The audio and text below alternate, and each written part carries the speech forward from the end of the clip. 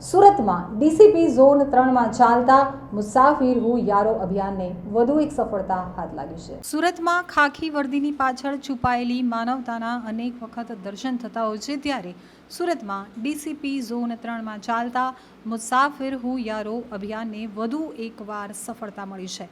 25 વર્ષથી પોતાના ઘરેથી નીકળી જઈ અને સુરતના રસ્તાઓ પર રઝળતા વૃદ્ધનું પરિવાર સાથે મિલન કરાવવામાં આવ્યું છે। સુરતમાં ડીસીપી ઝોન 3ની ટીમની સરાહનીય કામગીરી સામે આવી છે।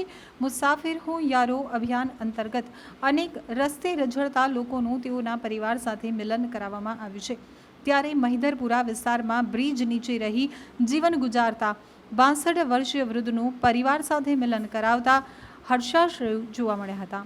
25 વર્ષ અગાઉ સાંગલીથી સુરત આવેલ વૃદ્ધની સારવાર કરાવી તેઓનું કાઉન્સેલિંગ કરાવાયું હતું।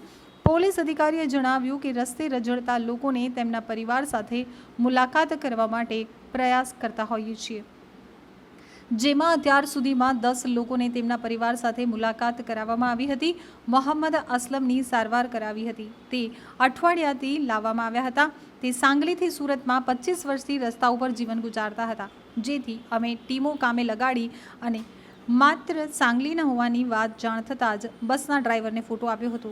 બાદમાં તેમના પરિવારના સભ્યોને જાણ થઈ હતી। 25 વર્ષ બાદ કર્ણાટક રહેતો દીકરો આવ્યો હતો અને પરિવારનું મિલન થતાં અમે ખુશ છીએ। આપ લોગ જાણો છો તેમ સુરત શહેરમાં ઝોન 3ની ટીમ દ્વારા એક અભિયાન અમે સ્ટાર્ટ કર્યું હતું, જેનું નામ રાખેલું હતું મુસાફિર હું યારો, જેમાં જે અમારા વિસ્તાર જે ઝોન 3 વિસ્તારમાં રેલવે સ્ટેશન અને બસ સ્ટેશન આવેલું છે, તો અહીંયા રસ્તે રઝળતા ઘણા બધા માણસો ધ્યાનમાં આવતા હોય છે। તો પોલીસ પોતાની જે રૂટીન ડ્યુટી છે એની સાથે સાથે આવા જ્યારે કોઈ વ્યક્તિઓ અમને મળી આવે તો એમને અમે પોલીસ સ્ટેશનમાં લઈ આવીને એને જે મેડિકલ ટ્રીટમેન્ટની જરૂર હોય તો એ તેમને નવડાવી દોડાવી એમના કપડાને એમને જમવાની વ્યવસ્થા કરી આપતા હોય છે। અને એ કર્યા પછી અમે એમની ફેમિલી બેકગ્રાઉન્ડ ને બધી વિગતો મેળવતા હોય છે। એની પાછળનો અમારો આશ્રય એટલો જ હોય છે કે ભાઈ એમના ફેમિલીથી જો એ વિખૂટા પડી ગયા હોય તો એ લોકોનું અમે મિલન કરાવી શકીએ। તો આ જ અભિયાનમાં અત્યાર સુધી અમે 10 કરતા વધારે આવા અલગ અલગ વ્યક્તિઓ, જેની અંદર 2 મહિલાઓનો પણ સમાવેશ થાય છે, એમને એમના ફેમિલીને અમે પરત કરેલા છે।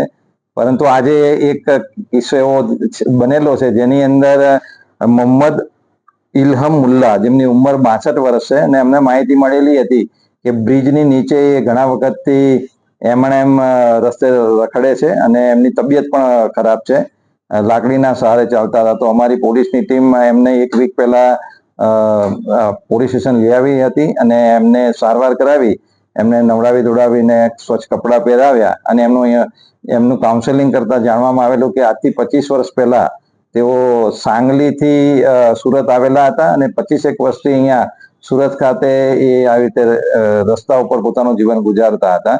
ખાલી અમારી પાસે એ સાંગલીના છે એટલી જ માહિતી હતી, પરંતુ એના આધારે અમારી સુરતની ટીમ અમે કામે લગાડી હતી અને રેલવે બસ સ્ટેશનની અંદર જે સાંગલીની બસો લઈને આવતા ડ્રાઈવર્સ હતા એનો અમે કોન્ટેક્ટ કરેલો હતો અને એમને આમના ફોટોગ્રાફ્સ અને એમની વિગત આપી એમને અમે રિક્વેસ્ટ કરી હતી કે ભાઈ તમે સાંગલી જાઓ ત્યારે આની થોડી શોધખોળ કરજો। અને નસીબ એટલું સારું હતું કે સાંગલીથી એમના એક સનની મોબાઈલ નંબર અમને મળી ગયો હતો, જેની સાથે કોમ્યુનિકેશન એસ્ટાબ્લિશ કરી એમના ફોટોગ્રાફ્સ ને બધું મોકલતા એ લોકોએ કન્ફર્મ કર્યું હતું કે હા એ અમારા ફાધર જ છે।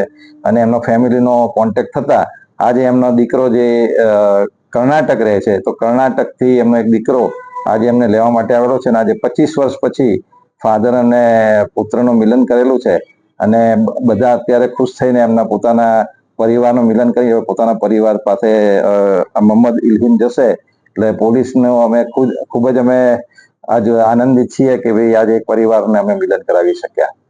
Thank you. કેટલા દિવસ લાગ્યા અને કેટલી ટીમો કામે લાગી? આપ જાણો છો અત્યારે ગણપતિનો પણ બંદોબસ્ત ચાલુ છે, પરંતુ આની સાથે સાથે આ કાર્ય પણ અમે કરતા રહીએ છીએ અને 1 વીકની અંદર અમે એના પરિવારને શોધવામાં સફળતા મેળવી હતી અને એક વીકની અંદર એનું પુનર્મિલન અમે કરાવી શક્યા છીએ।